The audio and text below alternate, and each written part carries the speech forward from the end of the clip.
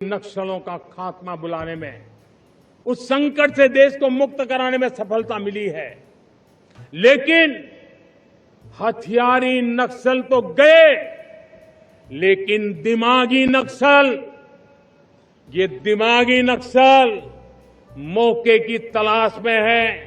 हिंसा अराजकता के वो रास्ते खोज रहे हैं, समाज को गलत राह पर घसीटने के लिए भांति भांति के दांव कर रहे हैं। इन दिमागी नक्सलियों को पहचानना होगा, इन दिमागी नक्सलियों को आइसोलेट करना होगा।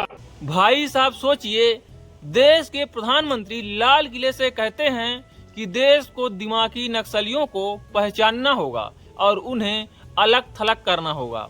अब सवाल ये है कि आखिर ये दिमागी नक्सली कौन है?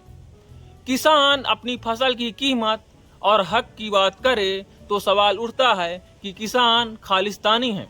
आदिवासी अपने जंगल, जमीन और अधिकार की बात करे तो उसके आंदोलन पर नक्सलवाद का ठप्पा लगाने की कोशिश की जाती है।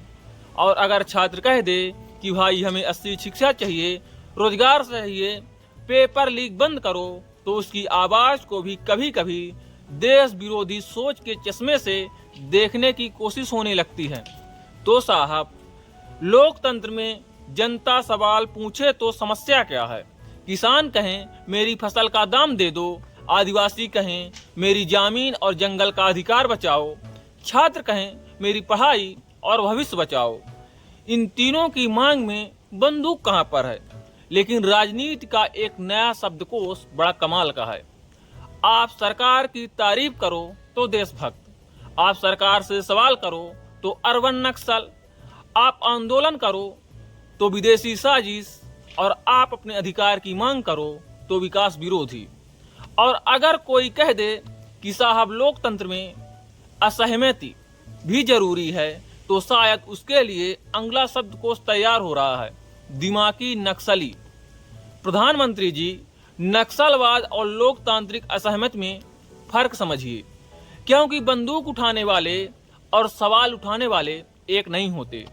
किसान का सवाल देशद्रोह नहीं, आदिवासी का अधिकार नक्सलवाद नहीं, और छात्र का भविष्य मांगना राष्ट्र विरोध नहीं। लोकतंत्र की खूबसूरती यही है कि जनता सरकार से सवाल कर सकती है, क्योंकि अगर सवाल करने वाला दिमागी नक्सली है तो फिर लोकतंत्र बचाएगा कौन? सिर्फ ताली बजाने वाले? और साहब, लोकतंत्र में जनता को सिर्फ जय जय बोलने के लिए नहीं, क्यों, क्या, कैसे पूछने के लिए भी आजाद रखना होता है। जय हिंद।